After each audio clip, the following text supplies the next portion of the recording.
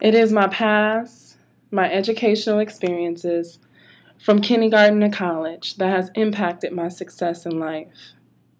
As adults, we don't realize that our stories are unique, and everyone has their own story, their own perspectives, and sometimes their own single stories and interpretations of how their experiences has shaped them into the person they are today. As we look at these stories, we see that there's a focus on the refinement of themselves and who they are and why they are the way they are, but through their education. When I was in the second grade, my teacher did something really significant. I used to take my notebook to Laker games, and I would write about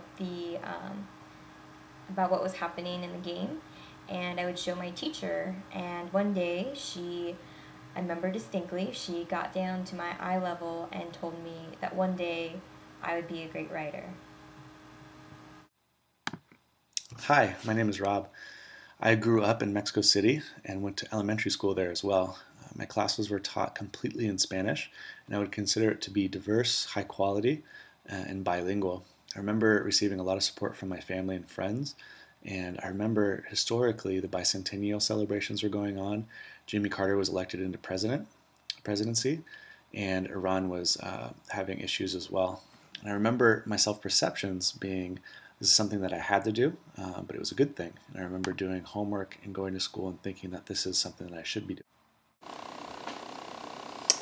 I think there's probably one very pivotal moment or two pivotal moments in which elementary really impacted my life and then my perspectives on education as a whole in my future. And the one that I can really remember is one of my teachers being very frustrated with the class and standing in the front of the class and asking me personally out loud, "Are you stupid?" And I remember feeling at that moment really inadequate. The first political event I remember is the Watergate scandal.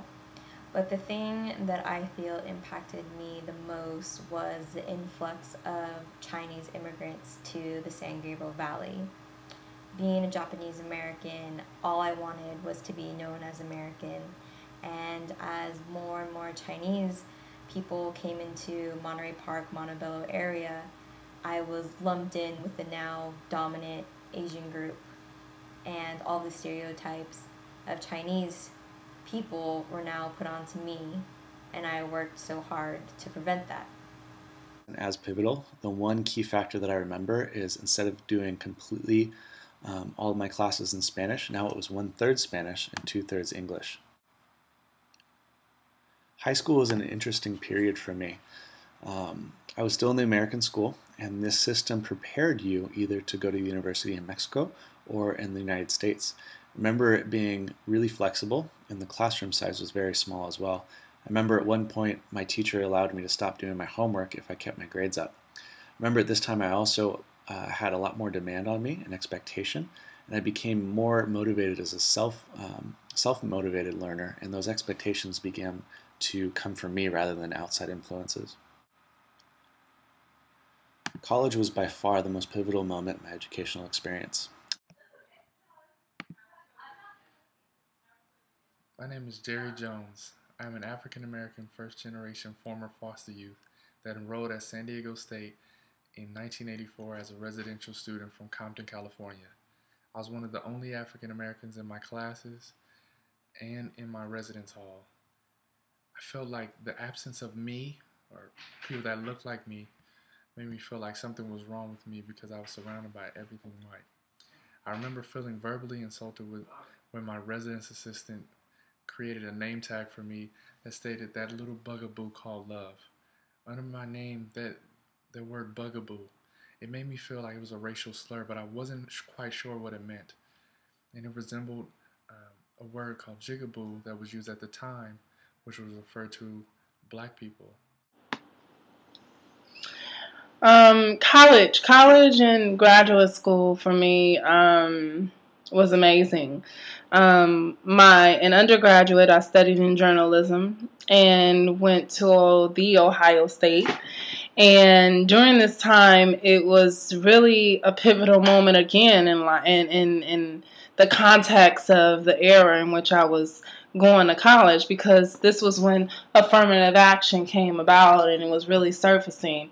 And it's because of affirmative action that I was allowed the opportunity to go to Ohio State, because not a lot of African Americans at that time was permitted or admitted into the university.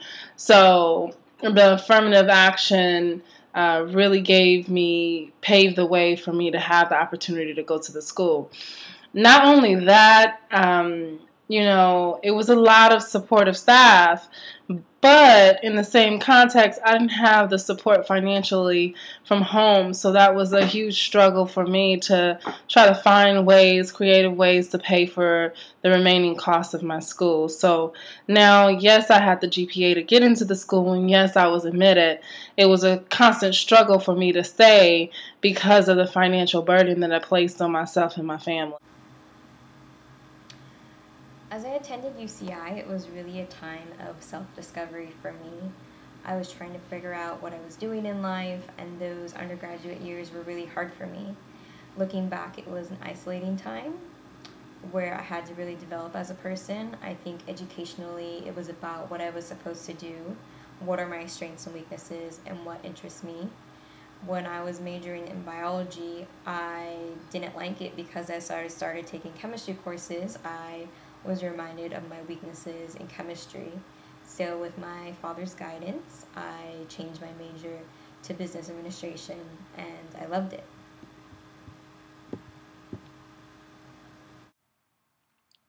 I experienced other moments where the faculty and staff would speak to me as if I was not smart. It was as if they made a concerted effort to speak it to me at a level which they perceived I could understand. It seemed as if we, or African American students, were a pain in the ass and a bother just being there. After my second semester, I flunked out of school with a 0.8 GPA. I am From Mexico City to Chicago in the United States and attended a private four-year institution called North Park. Within the first year, I dropped out because of an immense amount of culture shock. Remember, the educational system, they knew some of the nuances of my cross-cultural experience, but they didn't have a full idea of what I was experiencing. I feel like they were attuned to race within the United States, but outside they didn't have much of an idea. And because I looked white on the outside, people perceived me as that, but on the inside I still felt very Hispanic. So is race something that's determined by your skin color?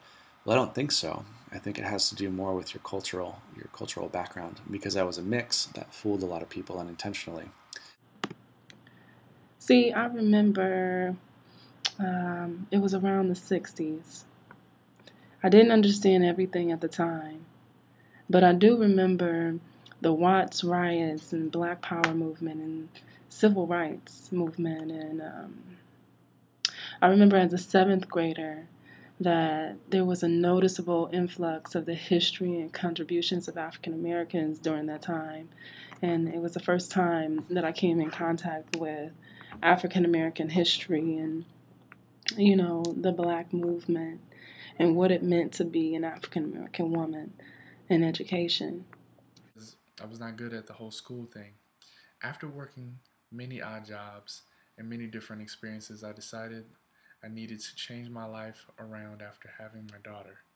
I re-enrolled at El Camino College in Torrance, California in 2008 at age 42.